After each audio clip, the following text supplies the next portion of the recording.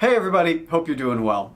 This week's video, we're going to be talking about a situation that is a little odd. It's something that could be seen as something personal. It could also be seen as just being business. So without further ado, let's just get into it. I'm sure you've seen the thumbnail or read the title at this point. To start off, Ashly Burch is an iconic voice actor and actor in general. She is especially iconic within the Life is Strange franchise as she plays Chloe Price in Life is Strange 1. She is Chloe Price. When you think of Chloe Price, that is the one that you think of. I've praised Rihanna DeVries' performance over and over again on this channel because I really enjoy the way she takes that character in a different direction and keeps some elements of Ashly's performance in Life is Strange 1. Also because I'm a big fan of Before the Storm. I really enjoy that game out of the bunch, but that comes down to more of a personal bias. So you know I mean it when I say, at the end of the day, it's Ashly Burch who laid the foundation. We wouldn't have Chloe as we know her,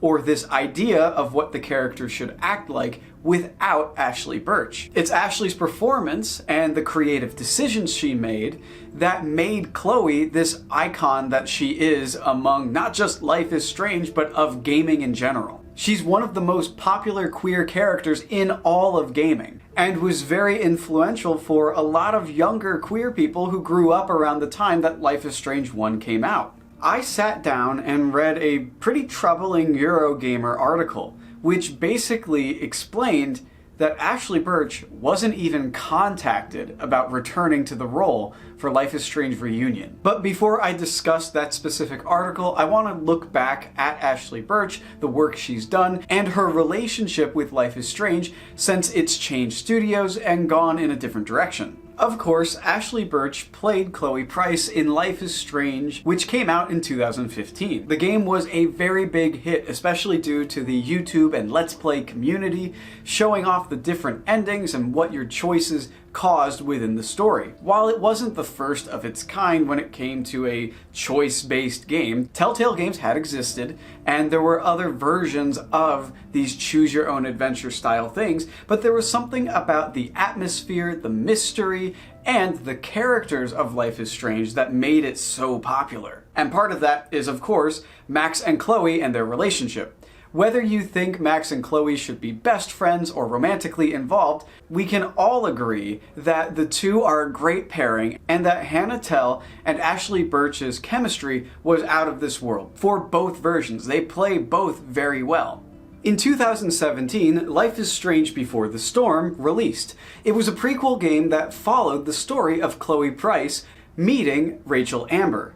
The thing is, Chloe was being played by a different actor, Rihanna DeVries. There are two possible reasons behind this, one of them being more likely than the other. The first and public reason that I saw floating around, whether it was through interviews or chatter online, was that they went with a different actor because of Chloe's age. In Before the Storm, Chloe is 16 years old, whereas in Life is Strange 1, Chloe is 19. The second reason, and the more likely actual reason of the two, is the 2016-17 SAG-AFTRA Video Game Voice Actors Strike. Ashly Burch was a member of the SAG-AFTRA union, which is an actors union. Now, I'm sure we all know, but when a union goes on strike, they don't allow their members to work because that would be considered crossing the picket line. This led Deck 9 to look for a different voice actor to play Chloe. Once the strike was over, Ashly Burch actually returned to the role of Chloe Price in the farewell DLC of Life is Strange Before the Storm.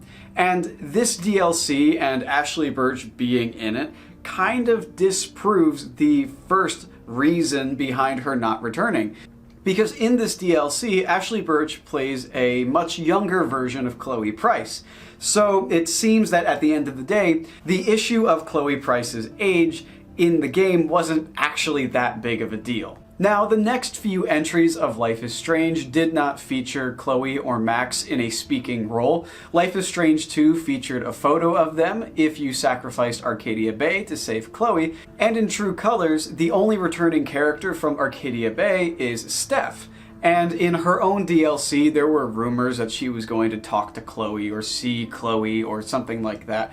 But that never came to fruition. That brings us to Life is Strange Double Exposure. Double Exposure features a couple of flashback scenes to Life is Strange 1. However, they're very obscured by flashing imagery and sometimes in total darkness, and you just hear the voices. It's meant to portray Max's memory of what happened and her possible PTSD related to the events. However, rather than ripping voice lines from the original game, which would be very easy to do since the remastered collection was out around the same time, or at the very least in the process of being worked on, they instead decided to bring in Rihanna to re-record lines for Chloe. Hannah Tell also re-recorded lines for these flashbacks. I may not have said it in a video, but I remember thinking when I initially heard that meant that there was some kind of larger plan here. The fact that they decided to record the lines again rather than just reuse the audio was interesting to me and stuck out. Now, why didn't Ashley Burch return for these few lines?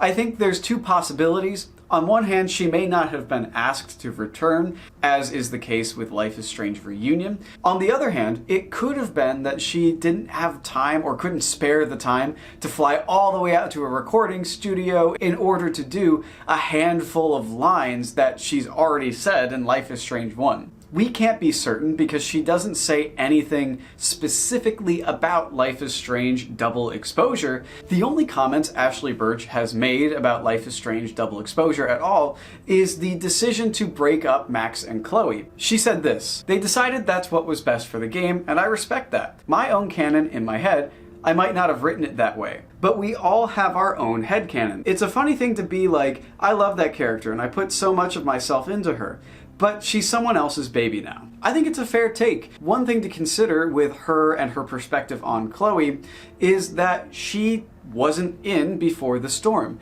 In the grand picture with Chloe Price, I've always believed that Chloe was always in love with Rachel, and that her and Max and their relationship worked better as being best friends reuniting and finding themselves again. That's just my take on it from a broader perspective. Many other people disagree, and that's fine.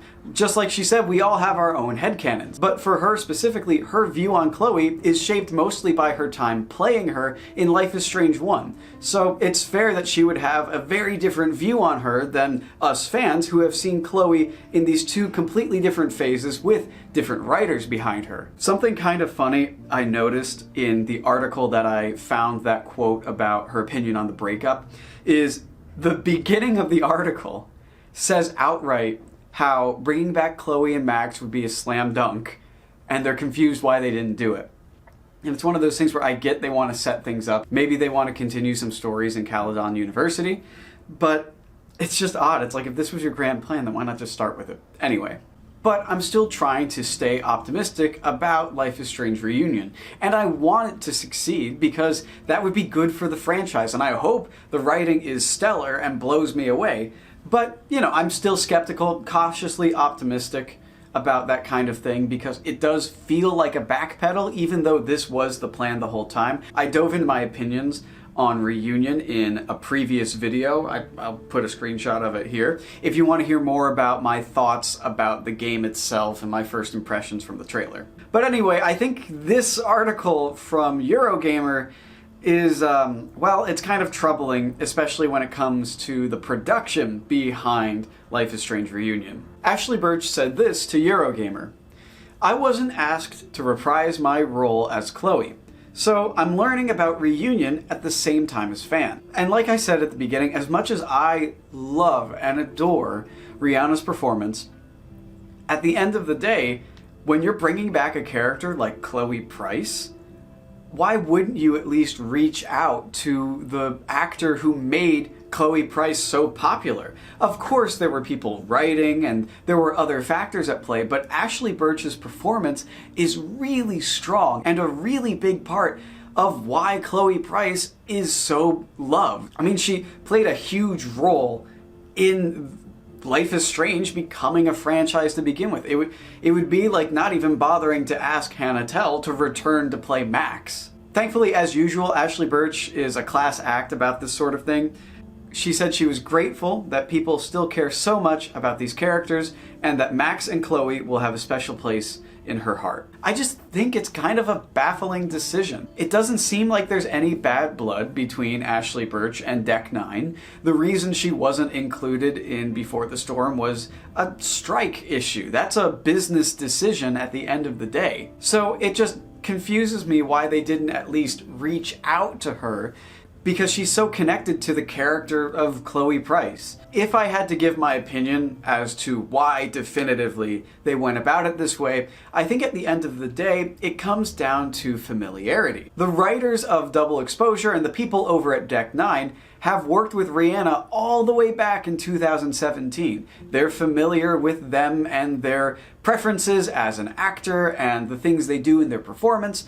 Rihanna is close to Chloe as well because they play the character at such a pivotal point in her life. Not to mention, it's not impossible for another actor to step into a role and do justice, because I think that's what Rihanna has done, especially in Before the Storm. I think at the end of the day, it was just a business decision with the people over at Deck 9. They were more familiar with Rihanna, they have worked with her in the past, but that doesn't change that it's just kind of strange that you market this game as the big reunion and you don't even reach out to one of the most influential actors and performers within the early days of the series. I don't know, that's just me.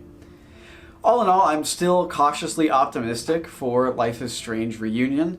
I'm looking forward to playing it, I'm looking forward to making more videos about it, following the news up until its release, that sort of thing, and I'm glad to have you guys along for the ride. So let me know what you guys think in the comments. What do you think about them not asking Ashley Burch to return to play the character? Do you think that there could be more to the story, some sort of bad blood? Please let me know in the comment if there's something I might have missed or something you guys know that I don't. I try to reply to comments that give insight or corrections on my videos. So thank you guys so much for watching. I appreciate every single one of you, and I hope you have a good morning or evening or, whatever.